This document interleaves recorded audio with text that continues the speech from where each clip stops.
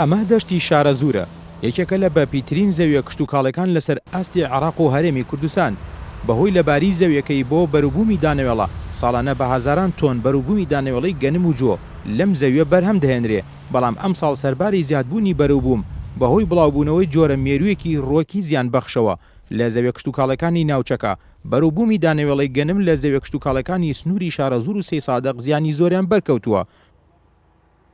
بەڕاستی سونوکی سەڵەی ساڵ منتیقەی شارەزۆر بە عام زەرێک و زیانێکی زۆری لێداین لە فەلاعەتەکانمان.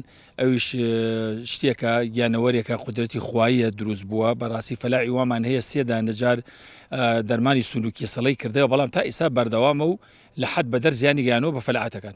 لە مانگی سیا کە دەرمانی بژارمان کردووە لەگەڵ دەرمانی بژارەکە هیچ سونوکی سەڵەمان کردووە، بەڵام فەلاعەتەکان بەعام ئەبێ شارەزوور هەمووی بیکە، حکومەتیش هاوکار نییە، دایری زەراعە وەزارەتی زەراعە هاوکاری فەلاع ناکە. هاوکات بەهۆی دواکەوتنی پارەی گەنمی ساڵانی ڕابردوویان و بڕیاری کەمی وەرگرتنی بڕی گەنمی جوتیاران لە سایلۆکان، ساختکردنەوە و فرۆشتنی بەروبوومی ئەم ساڵی جوتیاران گرفتی زۆری بۆ دروست بوو. جوتیاران بەروبوومەکانیان بە نرخێکی کەمتر لە نرخی ئەو گەنمەی کە لە سایلۆکان وەردەگیرێ، فرۆشتیان بە بازرگانان لە پارێزگەکانی ناوەڕاست و باشووری عێراق. بەداخەوە بەهۆی ئەو قرارە مرکزی کە لە حکوومەتی عێراقیەوە تهدیدی ڕێژەی وەرگرتنی گەنمی کردبوو، مەسەلەن بۆ پارێزگای سلێمانی 120,000 تەن، ئەمە حەجمێکی زۆر کەمە بە بەراورد بە ساڵانی پێشووتر. مەسەلەن لە سەی سادق و سایلۆکە ئێمە ئەم ساڵوا پێشبینیمان کرد نزیکەی 90,000 تەن گەنممان هەبێ. مەسەلەن سەی سادقمانەیە 90,000 سیروانمان هەیە، سلێمانی بۆ خۆی پیرەمەگرون و ڕانی و گرمیان. وەک باسم کرد ئێمە نزیکەی 600,000 تەن گەنم لە سنووری پارێزگای سلێمانیا بوو، بەڵام ئێستا 120,000 تەن گەنم وەرەگیریە.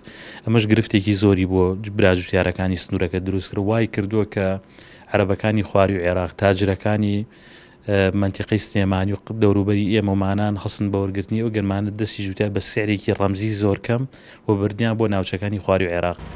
جێباسە دواکەوتنی پارەی گەنمی جوتیاران و کەمتر گرنگیدان بە بژانەوەی سێکتەری کشتوکاڵ و ئاودێری و دابەش نەکردنی دەرمانی پێویستی ڕۆک و قەڵاچۆکردنی مێرو بەسەر جوتیارانی هەرێمی کوردستان لە کاتی پێویستدا وای کردووە ساڵ لە دوای ساڵ جوتیاران ئومێدیان بە کێڵانی زەویەکانیان نەمێنێ و بە دوای سەرچاوی زیاتردا بگەڕێن بۆ بژێوی ژیانیان. ئەمەش جگە لەوەی زیانی دەبێت بۆ سەر چۆنێتی گەشەکردنی کەرتی کشتوکاڵ و بەروبوومەکان، سامانی کشتوکاڵیش زیاتر ڕوبەڕووی لاوازبوون کردووەتەوە. ئاکۆ ئەمین، کورسات نیوز، قەزای شارەزوور.